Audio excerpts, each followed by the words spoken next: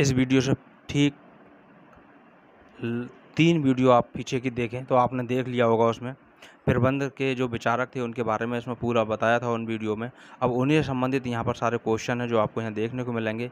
वो वीडियो अगर आपने देख लिया है और उसको समझ लिया है और ध्यानपूर्वक अगर पढ़ लिया है तो आप क्वेश्चन को देखते ही उसका आंसर टिक कर सकती हैं। शुरू करते हैं। मैं यहाँ पर ज़्यादा नहीं समझा रहा, सीधे सीधे मैं आपको आंसर यहाँ पर बताऊँगा। वैज्ञानिक प्रबंध का जनक, तो वैज्ञानिक प्रबंध का जो जनक है फ्रेडरिक डब्ल्यू टेलर, जिसको शॉर्ट में FW टेलर, और पूरा नाम जो इनका है Frederick Winslow Taylor. Right answer A होगा। दूसरा क्वेश्चन है, प्रबंध के 14 सिद्धांतों के प्रतिपादक थे।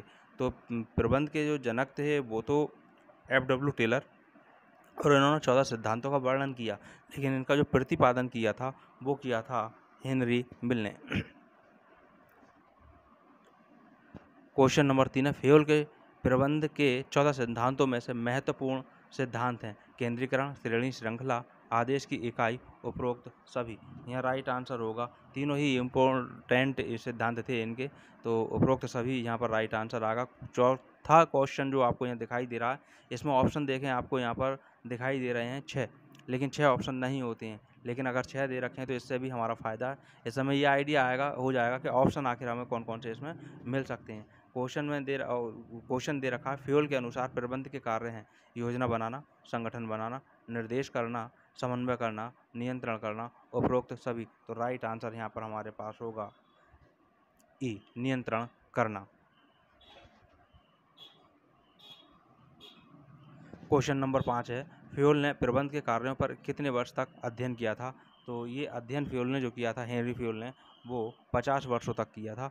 अगला क्वेश्चन है, पेरिस में प्रशासनिक अध्ययन का केंद्र की स्थापना किसने की थी। ये भी हेनरी फ्यूल ने ही की थी। इसके बाद अगला क्वेश्चन हमारे पास में है, पोस्ट कोड। जो यहाँ पर पोस्ट कोड जो शब्द दे रखा है वो पोस्ट कोड गलत है। यहाँ पर डी की जगह पर वी अक्षर आएगा, वी लेटर आएगा। पोस्ट कोड यहाँ पर जो शब्द आएगा, पोस्ट कोर्ब शब्द यहाँ पर आएगा। और इसकी रचना जो की थी, लूथर गुलिक ने इसकी रचना की थी। और इसका पूरा विवेचना है, ये शॉर्ट फॉर्म लिखी हुई है, इसकी फुल फॉर्म जो है वो हमारे पास अगले ही क्वेश्चन में आ रही है। देखें, बताइए पोस्ट कॉर्ब का कौन सा क्रम सही है। तो यहाँ पर क्रम बिल्कुल सही दे रखा हुआ है और पूरा ये सब दे रखा है, हर सब की स्पेलिंग दे रखी है पूरी लॉन्ग फॉर्म, और पिछली वीडियो में भी ये समझा दिया गया था। बाकी यहाँ पर अगले पेज पर हैं। यहाँ पर पी से प्लानिंग, ओ से organisation, S staffing, D direction, CO coordination,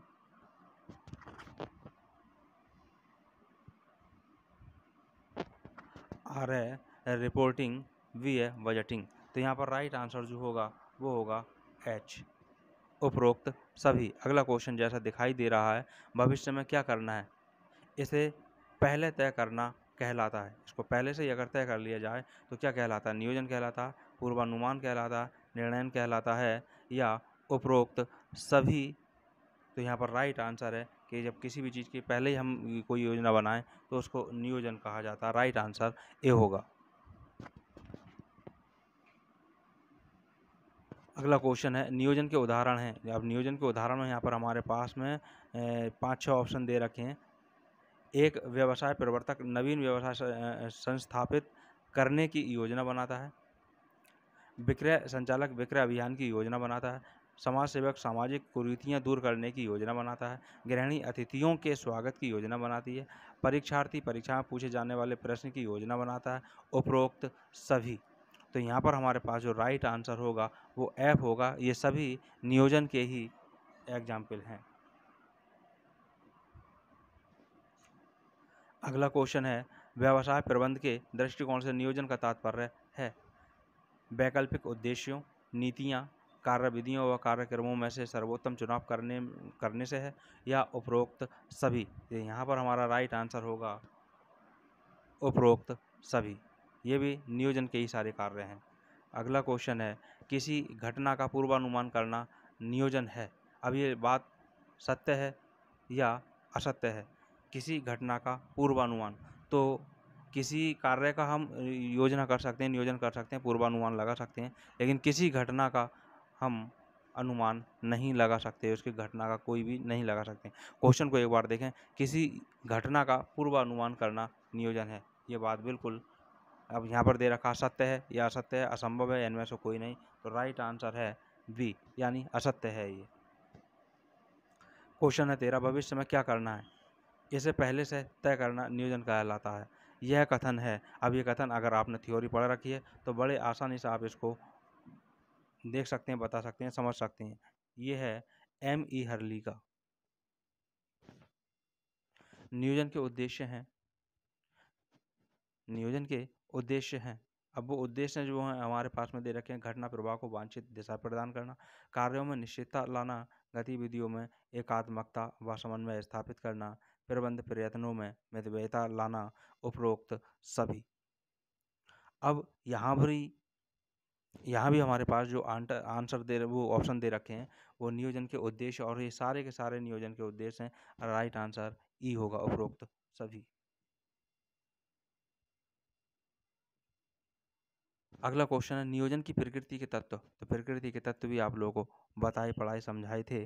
तो यहाँ पर ऑप्शन दे रखा है, लक्ष्य पूर्ति में योगदान, प्रबंध कार्य में प्रथम अनिवार्यता है, सर्वव्यापकता है, योजना की कुशलता है, उपरोक्त सभी। हालांकि 4 ही ऑप्शन होते हैं, लेकिन यहाँ 5-5 ऑप्शन दिए हैं, कोई दिक्कत वाली बात नहीं है। और एक चीज़, अगर आवाज़ कम आ रही है तो आप ईयरफोन का ही प्रयोग करें, ईयरफोन लगा करके कान में, तभी इसको सुने, आसानी से समझ में आएगा, आवाज़ बढ़िया से आपको सुनाई देगी। ऑप्शन इसका भी ई होगा, उपरोक्त सभी। अगला हमारे पास में है, नियोजन में से कौन सी बातें नियोजन के क्षेत्र में सम्मिलित हैं। तो एक पूरा एक ग्रुप दे रखा है। अब इन ग्रुप को हमें देखना है कि कौन सा ग्रुप इसमें सही है। पहला इसमें दे रखा है, लक्ष्य, नीतियाँ, कार्यविधियाँ, नियम, बजट, कार्यक्रम, मोर्चाबंदी। काय के हैं, नियोजन के क्षेत्र की यहाँ पर बात चल रही है। तो दूसरा दे रखा है, पूर्वानुमान एवं लक्ष्य। तीसरा दे रखा है, हड़ताल, तालाबंदी एवं नियम। डी दे रखा है, बजट एवं पूर्वानुमान। तो यहाँ राइट आंसर जो होगा, ए वाला पूरा ग्रुप है, जो कि बिल्कुल सही है। अगला क्वेश्चन हमारे पास है, निम्नलिखित में से कौन सा उदाहरण व्यावसायिक संस्थाओं की नीतियों से संबंधित है। उच्च पदों की पूर्ति संस्था के भीतर से ही कर्मचारियों की पदोन्नति द्वारा करना। बी है, अंकित मूल्य पर ही माल की बिक्री। सी है, केवल नकद बिक्री करना। डी है, व्यावसायिक नियमों का हमेशा पालन करना। और ई है, उपर्युक्त सभी। क्वेश्चन को एक बार देख लें, निम्नलिखित में से कौन सा उदाहरण व्यावसायिक संस्थाओं की नीतियों से संबंधित है। नीतियों की यहाँ पर संबंधित बात आ रही है, तो ये जितनी भी यहाँ पर नीतियाँ हैं, सभी नीतियाँ इसकी राइट हैं, उपरोक्त सभी। अगला क्वेश्चन हमारे पास है, किसी संस्था में प्रत्येक कर्मचारी वर्ष में 14 दिन की सवेतन का आकस्मिक अवकाश प्राप्त कर सकता है, यह कहलाती है। यानी कोई भी कर्मचारी पूरे वर्ष में 14 दिन का सवैतनिक, यानी उसको वेतन उसका ना काटा जाए और 14 दिन का अवकाश उसको दिया जाए, ये कहलाती है संस्था की नीति, संस्था का लक्ष्य, संस्था की कार्यविधि, या उपरोक्त सभी। तो ये कहलाएगी ए, संस्था की नीति। अगला क्वेश्चन हमारे पास में आता है, छुट्टी के लिए प्रार्थना पत्र किस प्रकार दिया जाएगा, छुट्टी का हिसाब किताब कौन व कैसे रखेगा, आदि बातें कहलाती हैं। तो अब ये सारी बातें कैसे क्या कहलाएंगी, अभी आपने देखा था वो संस्था की नीति थी, लेकिन नीति पर कार्य, ये हमारी कहलाई कार्यविधि, नीतियाँ, लक्ष्य या नियम। राइट आंसर होगा कार्य विधि, क्योंकि इसका तो लेखा जोखा रखना होगा कि किसकी 14 दिन की छुट्टी हो गई, किसकी नहीं, तो ये कार्य विधि कहलाएगी। अगला क्वेश्चन आता है, एक तर्कसंगत योजना बनाने की विधि है। तर्कसंगत योजना, अब इसमें हमारे पास दे रखा है, योजना का उद्देश्य निश्चित करना, योजना की सीमाएं निश्चित करना, वैकल्पिक कार्यविधियों की खोज और जांच करना, वैकल्पिक कार्यविधियों का मूल्यांकन करना, सर्वोत्तम कार्यविधि का चुनाव करना, मूल योजना से संबंधित अन्य योजनाएं बनाना, उपरोक्त सभी। ऑप्शन आपको एग्जाम में केवल 4 ही मिलेंगे और इन्हीं में से चारों मिलेंगे, और उपरोक्त सभी लास्ट जो ऑप्शन होगा वो उपरोक्त सभी भी हो सकता है। तो यहाँ पर अब हमें देखना है कि यहाँ राइट आंसर हमारे पास में कौन सा होगा। तो राइट आंसर उपरोक्त सभी ही यहाँ पर है, क्योंकि सभी ये योजना बनाने की विधियों के तर्कसंगत हैं।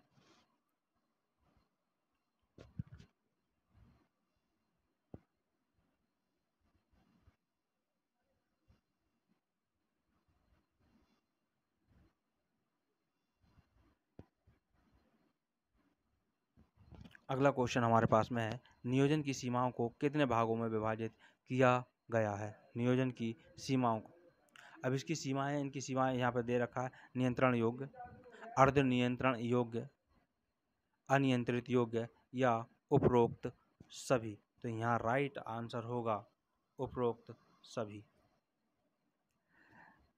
अगला क्वेश्चन है, नियोजन की सीमाएं प्रबंधकीय योजना के उद्देश्य पर प्रभाव डालती हैं, विपरीत प्रभाव डालती हैं या अनुकूल प्रभाव डालती हैं या कोई प्रभाव नहीं डालती या इनमें से कोई नहीं। क्वेश्चन को देख लें, नियोजन की सीमाएं प्रबंधकीय योजना के उद्देश्य पर प्रभाव डालती हैं, ये विपरीत प्रभाव डालती हैं, यानी कि इसको प्रतिकूल भी कह सकते हैं। अगला क्वेश्चन है, नियोजन की सीमाओं में शामिल है, अब इसकी नियोजन में जो सीमाएं इसकी हैं वो उसमें शामिल है, मूल्य स्तर, बाजार की दशाएं, मजदूरी की दर या उपरोक्त सभी। राइट आंसर यहाँ पर होगा उपरोक्त सभी। ये सब नियोजन की सीमाओं में इसको शामिल किया जाता है। अगला क्वेश्चन हमारे पास में है, नियंत्रण योग्य सीमाओं का उदाहरण है। नियंत्रण योग्य सीमाओं का उदाहरण, संस्था की नीतियां, संस्था के कार्यक्रम, शोध एवं विकास कार्यक्रम, नियुक्तियां, उपर्युक्त सभी। मैं एक चीज़ आपको यहाँ पर बताता चलूँ, कभी भी अगर कोई क्वेश्चन ना समझ में आए, पहले हमें क्वेश्चन का अर्थ मालूम होना चाहिए, तब हम आंसर दे पाएंगे। आप मुझे भी देखते होंगे, मैं भी कभी कभी क्वेश्चन को 2-3 बार पढ़ता हूँ, वहाँ यही हो रहता है, अगर थोड़ा सा भी कन्फ्यूज है क्वेश्चन को दोबारा पढ़ लिया जाए। तो क्वेश्चन है, नियंत्रण योग्य सीमाओं का उदाहरण, संस्था की नीतियां, संस्था के कार्यक्रम, शोध एवं विकास कार्यक्रम, नियुक्तियां या फिर उपरोक्त सभी। तो यहाँ पर जो राइट आंसर होगा, ये सारे के सारे नियंत्रण योग्य सीमाओं का उदाहरण है, ये सब सीमाएं हैं। अर्धनिर्मित योग्य सीमाओं के उदाहरण, अर्धनिर्मित की यहाँ पर अब बात आ गई है। अर्धनिर्मित, श्रम का कुशलता स्तर, मूल्य नीतियां, विक्रय क्षेत्र, उपरोक्त सभी या उपर्युक्त सभी। राइट आंसर जो यहाँ पर होगा वो यही होगा, उपरोक्त सभी। ये सब अर्ध नियंत्रण योग्य सीमाओं के उदाहरण हैं। अगला क्वेश्चन है, अनियंत्रित योग्य नियोजन की सीमाओं के उदाहरण हैं। अनियंत्रण योग्य नियोजन, अब यहाँ पर जनसंख्या वृद्धि, प्राकृतिक आपदाएं, कर या उपरोक्त सभी। राइट आंसर यहाँ भी उपरोक्त सभी होगा। अगला क्वेश्चन है, एक अच्छी नियोजन पद्धति के आवश्यक तत्व हैं। एक अच्छी नियोजन पद्धति के आवश्यक तत्व हैं, तर्कपूर्ण निर्णय लेना, सामाजिक व मनोवैज्ञानिक प्रभाव को ध्यान में रखना, अल्पकालीन व दीर्घकालीन योजनाओं में समन्वय, लोचशीलता, मोर्चाबंदी, उपरोक्त सभी। तो यहाँ भी राइट आंसर जो होगा वो होगा उपरोक्त सभी। प्रभावी नियोजन की सीमाएं हैं, अविश्वसनीय पूर्वानुमान, समस्याओं की पुनरावृत्ति, योजना का अनुसरण करने से प्रशासन में लोचहीनता, लागत में वृद्धि, आरंभिकता का ह्रास।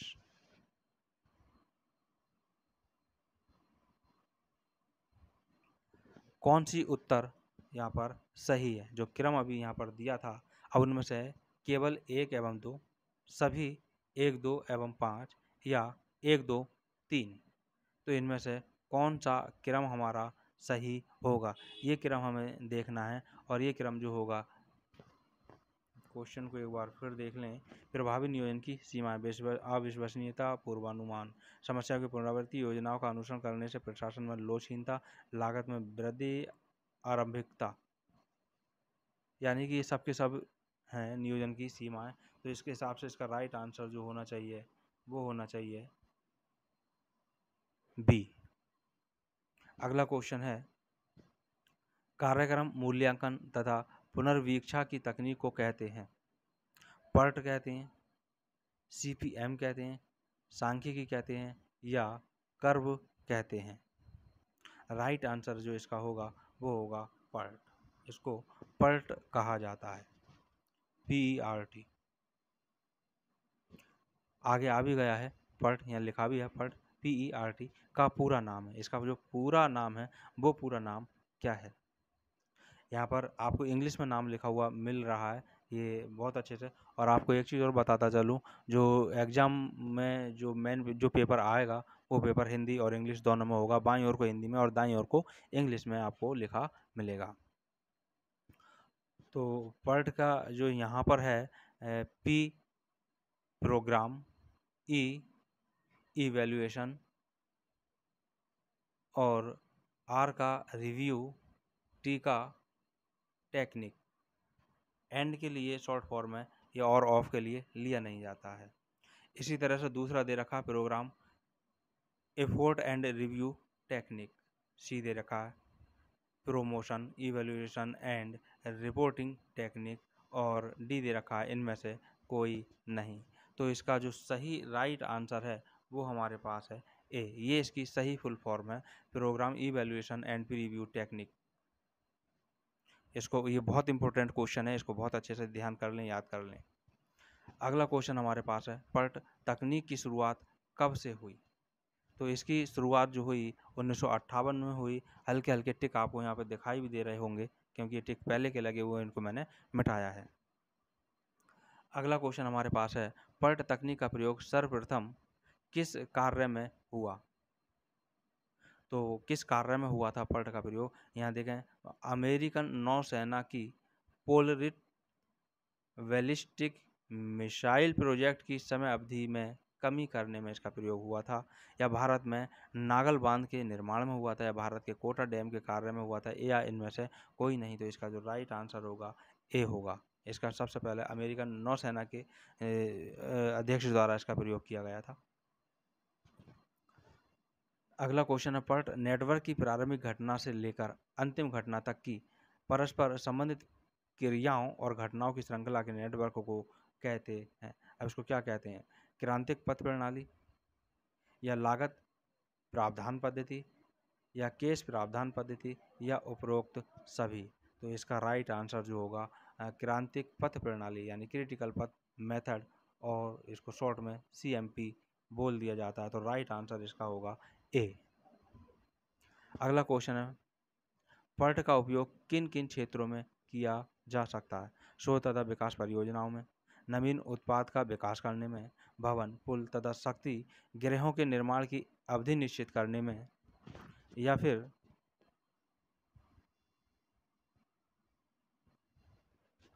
प्रस्ताव रखने में, परियोजनाओं की लक्ष्य पूर्ति में प्रगति का मूल्यांकन करना, या परियोजनाओं की पूर्ति के समय का पूर्वानुमान करने तथा उनके लक्ष्य की पूर्ति की भविष्यवाणी करने में। अब इनमें से कौन सा राइट आंसर होगा, यह हमें देखना होगा।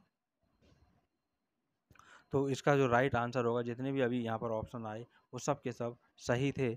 और यहाँ पर जो ऑप्शन दे रखा है अब, केवल 1, 2, 3, 5, केवल 1 या 4, केवल 3 एवं 4, उपरोक्त सभी। तो राइट आंसर उपरोक्त सभी, क्योंकि सभी हैं।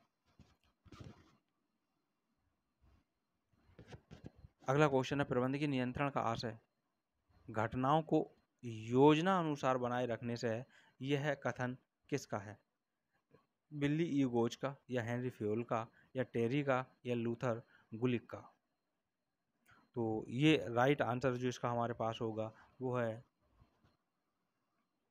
गोज का, बिल्ली ई गोज। अगला क्वेश्चन है, निम्नलिखित में से कौन सा प्रबंध का क्षेत्र नहीं है? प्रबंध का क्षेत्र नहीं है, यहाँ निगेटिव आंसर यहाँ पर पूछा गया है, और वो निगेटिव आंसर है प्रबंध में नियोजन, नियंत्रण, अभिप्रेरण, अंकेक्षण। क्वेश्चन कंफ्यूज कर रहा है, और आंसर इसका निर्णयन ई, प्रबंध ई राइट आंसर होगा, निर्णयन। एक क्वेश्चन देखना पड़ेगा, ये प्रबंध में यहाँ अंकेक्षण भी हो सकता है, देखना पड़ेगा, ये कंफ्यूज है क्वेश्चन। 36वां। अगला क्वेश्चन की ओर चलते हैं। नियंत्रण का आशय यह जांचने से है कि संस्था को सभी कार्य अपनाई गई योजनाओं, दिए गए निर्देशों व निर्धारित नियमों के अनुसार हो रहे हैं या नहीं। नियंत्रण का उद्देश्य कार्य की दुर्बलताओं या गलतियों का पता लगाना है, जिससे यथासमय उन्हें सुधारा जा सके तथा भविष्य में उनकी पुनरावृत्ति को रोका जा सके। यह कथन किसका है? क्वेश्चन बड़ा है, क्वेश्चन को तसल्लीपूर्वक पढ़ लिया जाए, उसके बाद ही हम किसी निर्णय पर पहुँचें। अगर आपने हेनरी फ्योल के बारे में पढ़ रखा है तो आंसर आप बड़े आसानी से दे सकते हैं, क्योंकि हेनरी फ्योल के ही द्वारा ये बात कही गई है। नियंत्रण की प्रकृति के तत्व हैं। नियंत्रण की प्रकृति के तत्व हैं। निश्चित उद्देश्यों व योजनाओं के संदर्भ में ही नियंत्रण कार्य संभव होता है। नियंत्रण भावी घटनाओं का ही होता है। प्रत्येक प्रबंध के लिए नियंत्रण एक आवश्यक कार्य है या उपरोक्त सभी। तो अब यहाँ पर हमारे पास जो राइट आंसर होगा वो राइट आंसर होगा ऑप्शन डी, क्योंकि सारे के सारे नियंत्रण की प्रकृति के ही तत्व हैं। अगला क्वेश्चन हमारे पास में आता है, एक उत्तम नियंत्रण पद्धति के तत्व हैं। अब वो तत्व हैं, कार्य की प्रकृति एवं आवश्यकता अनुकूल हो, अवांछनीय प्रवृत्ति का शीघ्र प्रकट करने वाली हो, लोचदार एवं सरल हो, संगठन संरचना के अनुकूल एवं मितव्ययी हो, या फिर उपरोक्त सभी। राइट आंसर यहाँ भी हमारे पास उपरोक्त सभी होगा।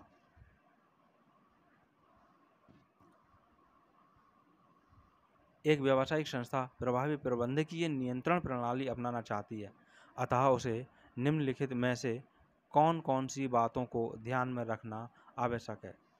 सबसे पहले ए, स्पष्ट, पूर्ण एवं समन्वित योजनाएं, व्यक्तिगत उत्तरदायित्व, उचित स्थिति में अधिकारों का हस्तांतरण, महत्वपूर्ण बिंदुओं, अब महत्वपूर्ण बिंदु जो हैं वो हैं किस्म, मूल्य, लागत, दरें, आय आदि पर ध्यान केंद्रित करना, उपरोक्त सभी।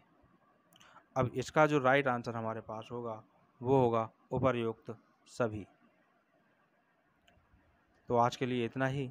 40 क्वेश्चन, अब तक मैं 20 क्वेश्चन रखता था सेट में, आज ये 40 क्वेश्चनों को ही देखा कि नहीं तो वीडियो काफ़ी बड़ी हो जाएगी। और इन क्वेश्चनों को अपना कंठस्थ कर लें, पक्का कर लें, रट्टा मार लें इन्हें।